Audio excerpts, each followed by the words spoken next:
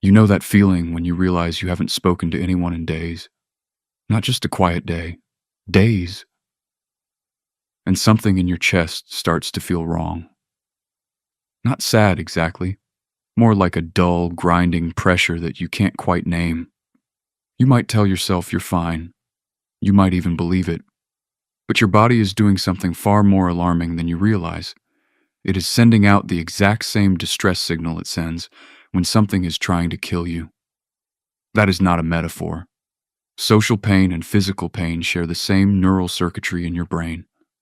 When researchers Naomi Eisenberger and Matthew Lieberman at UCLA ran a now famous experiment in 2003, they put participants inside brain scanners and had them play a simple computer game. The game involved 3 players tossing a ball. But at some point, the other 2 players stopped throwing the ball to the participant. They were excluded, just from a game, and the brain lit up in a region called the dorsal anterior cingulate cortex, the same region that activates when you stub your toe or break a bone. Being left out of a game registered, neurologically, as injury. Your brain does not know the difference between being excluded from a conversation and being hit. This is the loneliness effect. And once you understand it, the way modern life is built starts to look almost deliberately cruel. Go back 200,000 years. Your ancestors lived in tight bands of 20 to 50 people. There was no surviving alone, no shelter, no food, no protection from predators without the group. Being cut off from the group was a death sentence, not a slow one, a fast, brutal one. Your brain needed to treat isolation as a 5-alarm emergency because it was. So it evolved a pain system to force you back toward connection. Loneliness was not a feeling.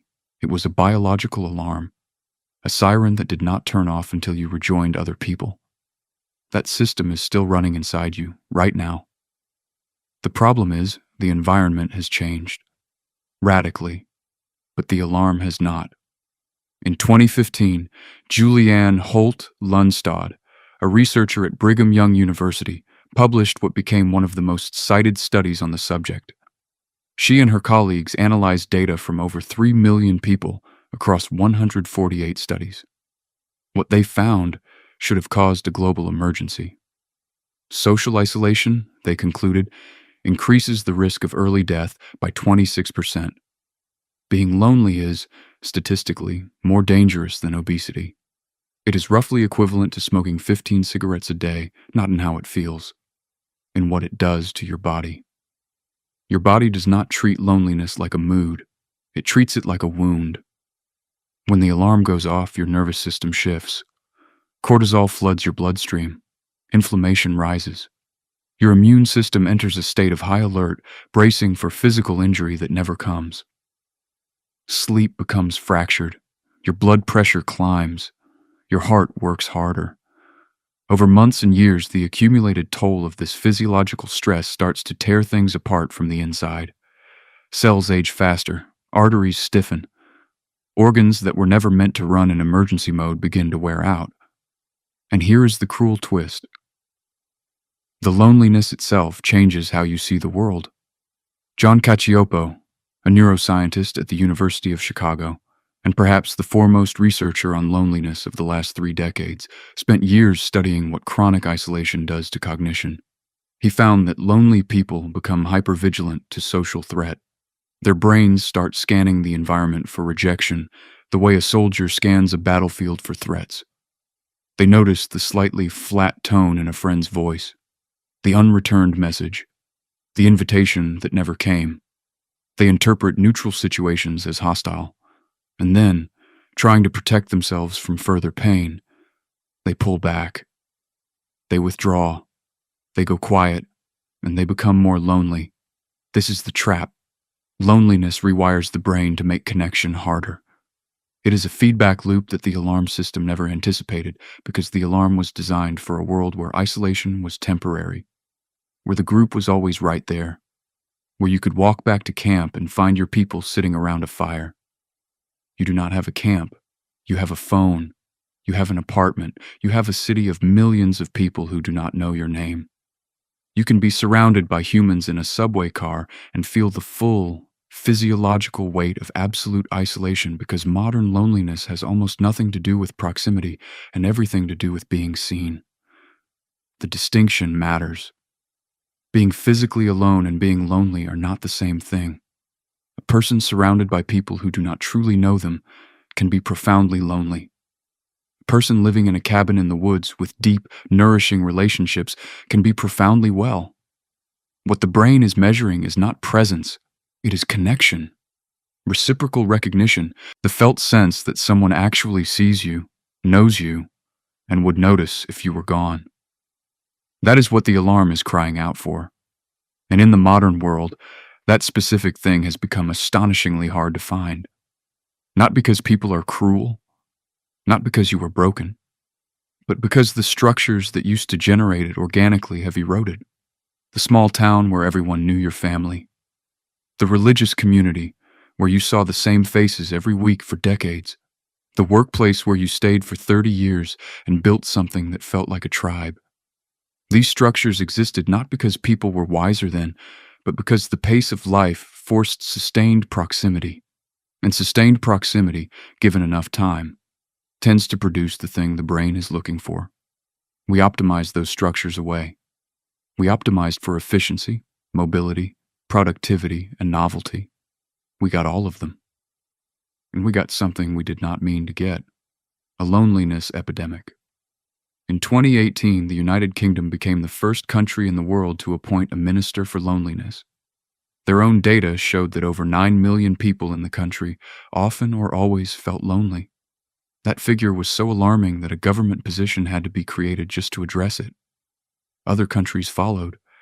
The numbers kept climbing. And then came 2020 and a global pandemic that forced physical isolation on a scale the modern world had never seen, and researchers began documenting what many people already felt in their bodies. The alarm had gotten louder. Much louder. But here is what Cacioppo spent years trying to communicate before his death in 2018. Loneliness is not a character flaw. It is not a symptom of weakness or introversion or failure to try hard enough. It is a biological signal, the same way hunger is a biological signal.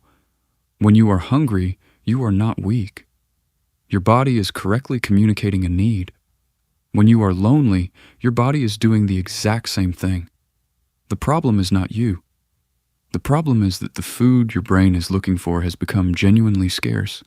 And the response most people have to loneliness, which is to hide it, to perform wellness, to scroll through other people's highlight reels looking for some substitute for real contact, is the equivalent of trying to cure hunger by looking at photographs of bread. Something specific happens when you look at those photographs. The brain briefly registers something that resembles satiation. A like, a comment, a follower, a little dopamine pulse. The alarm goes quiet for a moment, and then it comes back, louder, because the need was not met, and you go back for more photographs, and the loop tightens. This is not a moral failure. This is a brain doing exactly what it was designed to do, in an environment it was never designed for, using tools that look like connection, but carry almost none of the signal the brain actually needs. What does the brain actually need? Cacioppo's research points to a surprisingly concrete answer. Not the number of relationships, not the frequency of contact, not the size of your social network. Quality over quantity, always. What the brain is measuring is the presence of at least one person, sometimes just one, who truly knows you, who you are honest with, who you can contact on the worst day of your life and who will come. That specific thing, that one thread of genuine connection, seems to protect against almost everything that chronic loneliness does to the body. One thread. You do not need 100 friends. You do not need to be beloved. You need to be truly known by someone. And you need to truly know them. Reciprocal, honest, sustained contact. The kind that requires nothing being performed. The kind where you can say what is actually true and not worry about the response. That is what your ancestors had sitting around that fire 200,000 years ago. That is what your brain has been aching for this entire time. Not followers, not engagement, not the performance of social life, the real thing. Tonight, if you feel that dull pressure in your chest and you cannot quite name it, you know what it is now. It is an ancient alarm, one that has been running in your species since before language existed. It is not telling you that something is wrong with you. It is telling you something is missing. And the alarm will not stop until you find your way back to the fire. That is not a feeling. That is a biological fact.